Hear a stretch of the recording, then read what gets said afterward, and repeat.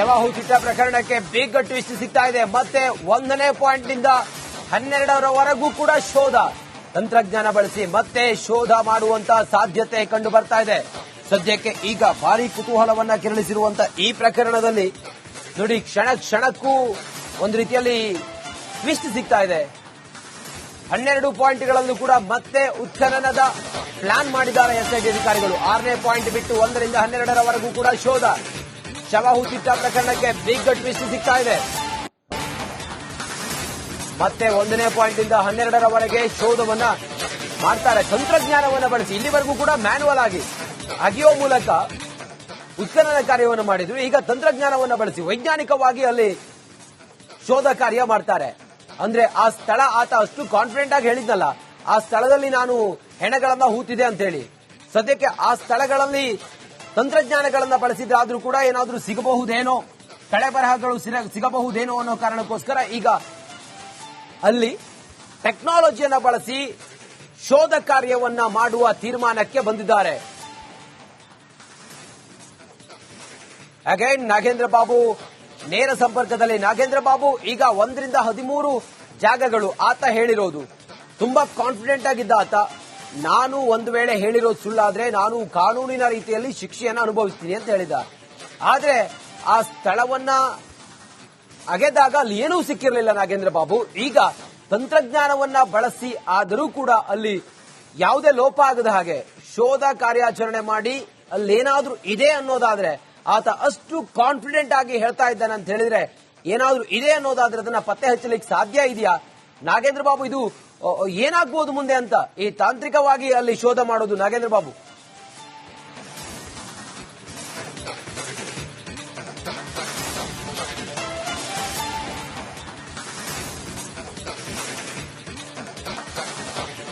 ನೋಡಿ ರಂಜಿತ್, ನಾನೀಗ 13ನೇ ಪಾಯಿಂಟ್ ನ ವಿಚಾರವಾಗಿ ಮಾತಾಡ್ತೀನಿ. ನೋಡಿ, ನನ್ನ ಹಿಂಭಾಗದಲ್ಲಿ ಅಲ್ಲಿ ಇಬ್ರು ಪೊಲೀಸರು ಕೂತಿದ್ದಾರೆ. ನಮ್ಮ ಕ್ಯಾಮರಾಮನ್ ಅದನ್ನ ತೋರಿಸುವಂತ ಕೆಲಸವನ್ನ ಮಾಡ್ತಾರೆ. ಅದು 13ನೇ ಪಾಯಿಂಟ್. ಸೊ 13ನೇ ಪಾಯಿಂಟ್ ನಲ್ಲಿ ಉತ್ಖನನ ಕಾರ್ಯ ಬಹುತೇಕ ಕಷ್ಟ ಅಂತ ಹೇಳಲಾಗ್ತದೆ. ಅದಕ್ಕೆ ಕಾರಣಗಳು ಸಾಕಷ್ಟಿದೆ. 10 ಅಡಿ ಮಣ್ಣನ್ನ ಹಾಕಲಾಗಿದೆ, ಎತ್ತರವನ್ನ ಮಾಡಲಾಗಿದೆ. ಹಾಗಾಗಿ 20 ಅಡಿ ಆಳವನ್ನ ಅಗಿಬೇಕು ಅಂತ ಹೇಳ್ತಿರುವಂತದ್ದು. ಆದ್ರೆ 20 ಅಡಿ ಆಳವನ್ನ ಆ ಜಾಗದಲ್ಲಿ ಅಗಿಯೋದಕ್ಕೆ ಸಾಧ್ಯವಿದ್ಯಾ? ಖಂಡಿತವಾಗಿಯೂ ಸಾಧ್ಯವಿಲ್ಲ ಅಂತ ಹೇಳ್ತಿದ್ದಾರೆ ಸ್ಥಳೀಯರು. ಕಾರಣ ನೋಡಿ, ಅಲ್ಲಿ ಎಷ್ಟು ರಭಸವಾಗಿ ಫೋರ್ಸ್ ಆಗಿ ನೀರು ಹರಿತಾ ಇದೆ. ಬೇಕಾದ್ರೆ ಅಲ್ಲಿ ಹತ್ರ ಹೋಗಿ ಬೇಕಾದ್ರೆ ತೋರಿಸಿದ್ರೆ ತೋರಿಸ್ಕೊಡ್ತೀನಿ. ಆ ನೀರನ್ನ ಹರಿತಾ ಇರುವಂತಹ ಪಕ್ಕದಲ್ಲಿ ಒಂದು ಚಿಕ್ಕದಾದಂತಹ ಒಂದು ಡ್ಯಾಮ್ ಅನ್ನ ಕಟ್ಟಿದ್ದಾರೆ. ಆ ಡ್ಯಾಮಿಗೆ ಹೊಂದಿಕೊಂಡಿರುವಂತಹ ಪಾಯಿಂಟ್ ಅದು 13ನೇ ಪಾಯಿಂಟ್. ಆ ಪಾಯಿಂಟ್ ನಲ್ಲಿ 20 ಅಡಿ ಆಳ ಅಗಲವನ್ನ ಅದ್ರ ಮಣ್ಣನ್ನ ತೆಗಿತಾ ಹೋದ್ರೆ ಅಷ್ಟೇ ಅಗಲವಾಗಿ ಕೂಡ ಅಗಿತಾ ಹೋಗಬೇಕಾಗತ್ತೆ. ಹಾಗಾಗಿ ಅಲ್ಲಿ ಏನಾದ್ರೂ ಸಮಸ್ಯೆಗಳು ಉದ್ಭವ ಆಗುತ್ತೆ ಅಂತೇಳಿ ಒಂದು ರೀತಿಯಲ್ಲಿ ಭಯ ಕೂಡ ಕಾಡ್ತಾ ಇರುವಂತದ್ದು. ಹಾಗಾಗಿ ಜಿಪಿಆರ್ ಅನ್ನ ಬಳಕೆ ಮಾಡಿಕೊಳ್ಳಬಹುದಾ ಅನ್ನುವ ವಿಚಾರಕ್ಕೆ ಚರ್ಚೆಗೆ ಎಸ್ಐಟಿ ಬರುತ್ತೆ. ಅಲ್ಲಿಗೆ ಜಿಪಿಆರ್ ಎಕ್ಸ್ಪರ್ಟ್ ಗಳನ್ನ ಈಗ ಹುಡುಕಾಡುವಂತ ಕೆಲಸವನ್ನ ಎಸ್ಐಟಿ ಮಾಡ್ತಾ ಇದೆ. ಇದು ಕೂಡ ರಿಪಬ್ಲಿಕ್ ಕನ್ನಡಕ್ಕೆ ಸಿಕ್ಕಿರುವಂತಹ ಅಧಿಕೃತವಾದಂತಹ ಮಾಹಿತಿ. ಎಕ್ಸ್ಪರ್ಟ್ ಗಳನ್ನ ಹುಡುಕ್ತಾ ಇದ್ದಾರೆ. ಒಂದು ವೇಳೆ ಎಕ್ಸ್ಪರ್ಟ್ ಇವತ್ತೇ ಸಿಕ್ಕಿದ್ರೆ ಆ ಎಕ್ಸ್ಪರ್ಟ್ ಗಳನ್ನ ಕರ್ಕೊಂಡ್ಬಂದು ಅವರ ಬಳಿ ಇರುವಂತಹ ಜಿಪಿಆರ್ ಮಿಷನ್ ಮೂಲಕ ತಂತ್ರಜ್ಞಾನವನ್ನ ಬಳಸಿ ಅಲ್ಲಿ ಒಂದಷ್ಟು ಶೋಧ ಕಾರ್ಯಾಚರಣೆಯನ್ನ ಮಾಡ್ತಾ ಇದ್ರು. ಆದ್ರೆ ಇವತ್ತು ಸಿಕ್ಕಿದ್ದಾರಾ ಇಲ್ವಾ ಅನ್ನೋದು ಮಾತ್ರ ಇನ್ನೂ ಸ್ಪಷ್ಟವಾಗಿ ಸಿಕ್ಕಿಲ್ಲ. ಆದ್ರೆ ಅವರನ್ನ ಹುಡುಕಾಡ್ತಿದ್ದಾರೆ. ಜಿಪಿಆರ್ ಯಾರು ಎಕ್ಸ್ಪರ್ಟ್ ಗಳಿದ್ದಾರೆ ಅವ್ರನ್ನ ಹುಡುಕಾಡ್ತಿದ್ದಾರೆ ಅನ್ನೋದು ಮಾತ್ರ ಸ್ಪಷ್ಟವಾಗಿ ಗೊತ್ತಾಗ್ತಾ ಇದೆ. ಇಲ್ಲಿ ಮತ್ತೊಂದು ವಿಚಾರ ಈಗ ಮುನ್ನೆಲೆಗೆ ಬಂದಿರೋದು. 13ನೇ ಪಾಯಿಂಟ್ ನಲ್ಲಿ ಈ ಜಿಪಿಆರ್ ಎಕ್ಸ್ಪರ್ಟ್ ಗಳ ಮೂಲಕ ಅದನ್ನ ಶೋಧ ಕಾರ್ಯಾಚರಣೆ ಮಾಡಿದ ಬಳಿಕ ಮತ್ತೊಮ್ಮೆ 1ನೇ ಪಾಯಿಂಟ್ ನಿಂದ ನಾಗೇಂದ್ರ ಬಾಬು, ನಿಮ್ಮನ್ನ ಮತ್ತೆ ನಾನು ಸಂಪರ್ಕ ಮಾಡ್ತೀನಿ. ಥ್ಯಾಂಕ್ ಯು ಸೋ ಮಚ್ ನಿಮ್ಮೆಲ್ಲ ಮಾಹಿತಿಗಾಗಿ. ನೋಡಿ, ಈಗ ತಾಂತ್ರಿಕವಾಗಿ ಅಲ್ಲಿ ಶೋಧ ಕಾರ್ಯವನ್ನ ಮಾಡುವ ಮೂಲಕ ಆತ ಹೇಳಿರುವಂತ ವಿಚಾರ ನಿಜವೇ ಆಗಿತ್ತು ಅನ್ನೋದಾದ್ರೆ ಅಲ್ಲಿ ಕಳೆಬರಹ ಸಿಗಬೇಕು. ತಾಂತ್ರಿಕವಾಗಿ ಈಗ ಶೋಧ ಕಾರ್ಯ ಮಾಡೋದಕ್ಕೆ ಎಸ್ಐಟಿ ಅಧಿಕಾರಿಗಳು ತಂತ್ರಜ್ಞಾನವನ್ನ ಬಳಸೋದಕ್ಕೆ ಈಗ ತಯಾರಿ ಮಾಡಿದ್ದಾರೆ ಅನ್ನೋದ್ರ ಬಗ್ಗೆ ಮಾಹಿತಿ ಲಭ್ಯ ಆಗ್ತಾ ಇದೆ. ಒಂದು ವೇಳೆ ಇದ್ಯಾವುದು ಕೂಡ ಮಾಡಿಲ್ಲ ಅಂತ ಹೇಳಿದ್ರೆ ತನಿಖೆಯ ಆಯಾಮ ಬದಲಾಗುವಂತ ಸಾಧ್ಯತೆಯೂ ಇದೆ. ಸಾಗ್ತಾ ಇದೆ. ಹಾಗಾದ್ರೆ ತನಿಖೆ ಅನ್ನೋದು ಭಾರಿ ಕುತೂಹಲ ಎಲ್ಲರಲ್ಲೂ ಇದೆ. ಸುಮಾರು 9 ದಿನ ಆಗಿದೆ ಇವತ್ತಿನವರೆಗೂ ಕೂಡ. ಜನ ಏನ್ ಹೇಳ್ತಾರೆ ಅನ್ನೋದ್ರ ಬಗ್ಗೆ ನೀವು ಕೂಡ ನಮ್ಮ ಜೊತೆಲಿ ಮಾತಾಡಬಹುದು. ನಿಮ್ಮ ಅಭಿಪ್ರಾಯಗಳು ಏನು ಅನ್ನೋದ್ರ ಬಗ್ಗೆ ನಮ್ಮ ಜೊತೆಲಿ ನೀವು ಚರ್ಚೆ ಮಾಡಬಹುದು.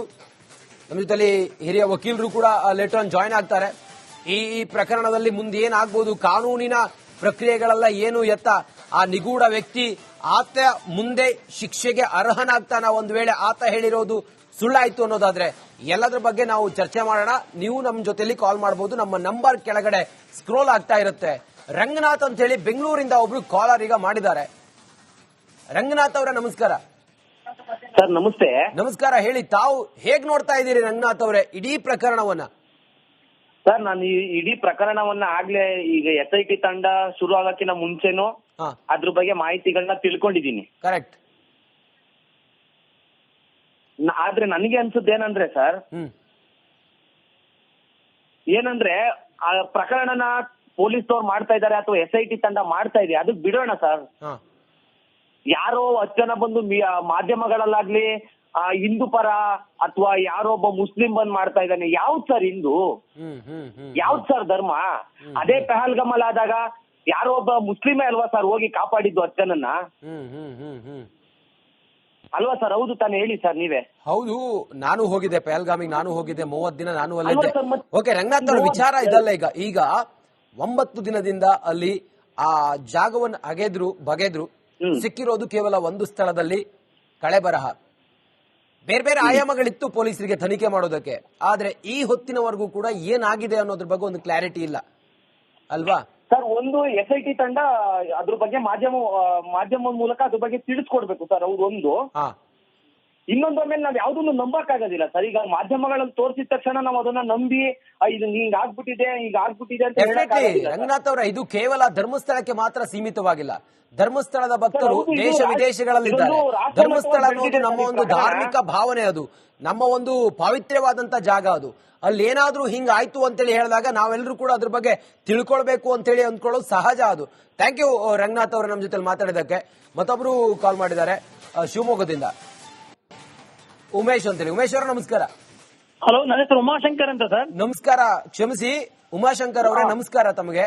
ಹೇಳಿ, ತಾವು ಈ ಪ್ರಕರಣವನ್ನು ಹೇಗೆ ನೋಡ್ತಾ ಇದ್ದೀರಿ? ಇಷ್ಟೆಲ್ಲ ಆಗಿರೋದ್ರ ಬಗ್ಗೆ ತಮ್ಮ ಅಭಿಪ್ರಾಯ ಏನು ಉಮಾಶಂಕರ್ ಅವರೇ? ಸರ್, ನನ್ನ ಅಭಿಪ್ರಾಯ ಏನಂತಂದ್ರೆ ಧರ್ಮಸ್ಥಳ ಅನ್ನೋದು ನಮ್ಮ ಹಿಂದೂ ಜನಗಳಿಗೆ ತುಂಬಾ ಭಕ್ತಿಯಿಂದ ಇರ್ತಕ್ಕಂಥ ಒಂದು ದೇವಸ್ಥಾನ. ಅದು ನಮ್ಮ ತಾತ ಅಜ್ಜ ಕಾಲದಿಂದನೂ ಅಲ್ಲಿ ಒಂದು ಪಂಚಾಯತಿ ಅಂದ್ರೆ ಒಂದು ತೀರ್ಮಾನ ಬಗ್ಗೆ ಅಂದ್ರೆ ಸತ್ಯತೆ ಇರತಕ್ಕಂಥ ಒಂದು ದೇವಸ್ಥಾನ ಅದು. ನನ್ನ ಪ್ರಶ್ನೆ ಏನಂತಂದ್ರೆ SIT ಅವ್ರಿಗೆ ಒಂದೇ ಒಂದು ಪ್ರಶ್ನೆ. SIT ಅವರು ಆ ಬುರುಡೆ ತಗೊಬಂದಲ್ಲ, ಆ ಬುರುಡೆ ತಂದವನ್ನ ಫಸ್ಟ್ ಎನ್ಕ್ವೈರಿ ಮಾಡ್ಬೇಕಿತ್ತು. ಆ ಬುರುಡೆ ಎಲ್ಲಿತ್ತು, ಬುರುಡೆ ಎಲ್ಲಿ ಸಿಕ್ತು, ಹೇಗ್ ಸಿಕ್ತು, ಬುರುಡೆ ನೀನ್ ಹೆಂಗ್ ತಂದೆ ಅದನ್ನ, ನೀನ್ ಯಾರು, ನೀನ್ ಎಲ್ಲಿಂದ ಬಂದಿದ್ಯಾ, ನಿನ್ ಕತೆ ಏನು ಅಂತ ಫಸ್ಟ್ ಅವನು ಒಳಗಾಕೋಬೇಕಿತ್ತು. ಜೊತೆಗೆ ಈ ಸಾಕ್ಷಿ ಇದೆ ಅಂತ ಒಂದು 5-6 ಜನ ತುಂಬಾ ಮೀಡಿಯಾದಲ್ಲಿ ಹಾಕ್ತಾ ಇದ್ದಾರೆ. ಸಾಕ್ಷಿ ಇದೆ ಅನ್ನೋರ್ನ ಫಸ್ಟ್ ಒಳಗ್ ತಗೋಬೇಕಿತ್ತು ಅವರು. ಅದಾದ ನಂತರ ಈ ಎನ್ಕ್ವೈರಿ ಮಾಡ್ಲಿ, ಇಲ್ಲಿ ತಪ್ಪು ಯಾರು ಮಾಡಿದಾರೆ ಅವ್ರಿಗೆ ಶಿಕ್ಷೆ ಆಗ್ಲೇಬೇಕು. ಆದ್ರೆ ಇವ್ರನ್ನೆಲ್ಲ ಬಿಟ್ಬಿಟ್ಟು ಇವರು ಸೀದಾ ಅಗಿಲಿಕ್ ಹೊರಟಿದ್ದಾರೆ. ಅಗಿಲಿಕ್ ಹೋಗ್ತಾ ಇದಾರೆ ಅಂತಂದ್ರೆ ಅದೆಲ್ಲ ಖರ್ಚು ವೆಚ್ಚಗಳು ಯಾರ್ದು ದುಡ್ಡದು, ಪಬ್ಲಿಕ್ ಮನಿ ಅದಲ್ಲ. ಅಂದ್ರೆ ಇವ್ರನ್ನೆಲ್ಲ ಬಿಟ್ಟು ಹೊರಗಡೆ ಬಿಡ್ತಾ ಇದಾರೆ. ಸೊ ಫಸ್ಟ್ ಇವರು ಮಾಡ್ಬೇಕಾಗಿರೋದು ಅವನ್ನ ಒಳಗಡೆ ಹಾಕೊಂಡು ಈ ಏನು ಸಾಕ್ಷಿಗಳಿದಾವೆ ಅಂತ ಇದಾರಲ್ಲ ಅವ್ರನ್ನೆಲ್ಲ ಫಸ್ಟ್ ಒಳಗೆ ಹಾಕೊಂಡು ಅದಾದ ನಂತರ ಇವರು ಶುರು ಮಾಡ್ಬೇಕಿತ್ತು. ಕರೆಕ್ಟ್ ಉಮಾಶಂಕರ್ ಅವರೇ, ಥ್ಯಾಂಕ್ ಯು. ರಿಪಬ್ಲಿಕ್ ಕನ್ನಡದ ಜೊತೆಗೆ ತಾವು ಮಾತಾಡಿದ್ರಿ. ನೋಡಿ, ಇದು ಕಾನೂನು ಮತ್ತೆ ಮುಂದೇನು ಅನ್ನೋದ್ರ ಬಗ್ಗೆ, ಇದು ಮುಂದೆ ಯಾವ ಹಂತಕ್ಕೆ ಹೋಗಿ ತಲುಪಬಹುದು. ನೋಡಿ, ಸುಮಾರೊಂದು 15-20 ವರ್ಷದ ಹಿಂದೆ ಆತ ಹೂತಿದ್ದಾನೆ ಅನ್ನೋದಾದ್ರೆ ಆ ನಂತರ ಆತನಿಗೆ ಪಾಪ ಪ್ರಜ್ಞೆ ಕಾಡಿ ಆತ ತಲೆಬುರುಡೆಯೊಂದಿಗೆ ಆತ ಸ್ಟೇಷನ್ಗೆ ಬಂದು SIT ರಚನೆಯಾಗಿ SIT ತನಿಖೆ ಯಾವ ಆಯಾಮ ಇದೆಲ್ಲವೂ ಕೂಡ ಮುಂದೆ ಇದು ಎಷ್ಟು ದಿನ ಆಗಬಹುದು ಏನು ಎತ್ತ ಅನ್ನೋದ್ರ ಬಗ್ಗೆ ಎಲ್ರಿಗೊಂದು ಕುತೂಹಲ ಇದೆ.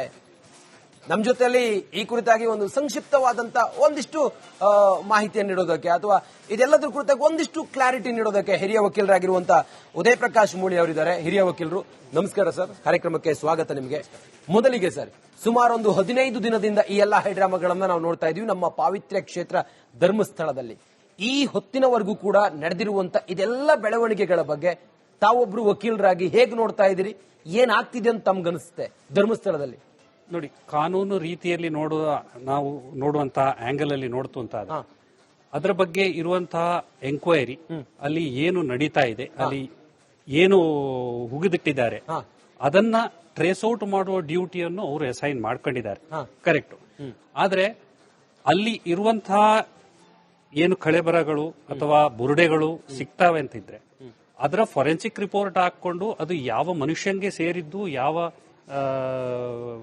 ಅವನ ಆಧಾರ್ ಕಾರ್ಡ್ ಮೇಲೆ ಹೊಂದ್ಕೊಂಡು ಅವನು ಯಾರಿಗೆ ಸೇರಿತ್ತು ಅಂತ ಹೇಳುವಂತನ್ನ ಐಡೆಂಟಿಫೈ ಮಾಡ್ಕೊಬಹುದು.